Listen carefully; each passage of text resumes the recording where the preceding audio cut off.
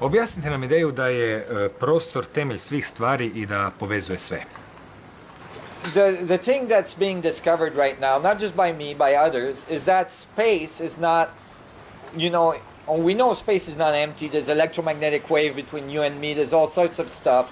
But we're finding that space at the very fundamental level, very close to the, very fine level of the Planck scale, is actually very energetic, that it's full of information, and that it may be a metric that actually connects all things together, so that things are appearing separate and independent, but underlying this independence is a connected network that connects them all, so that information is shared across all systems.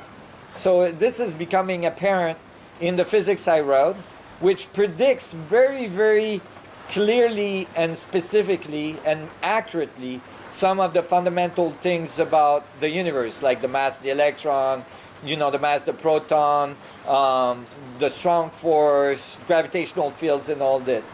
So it actually, gives a different picture. And this picture is now starting to emerge as well in other models of physics. In the standard model, they are kind of converging to realizing that maybe it's space that creates matter, not matter that defines the space.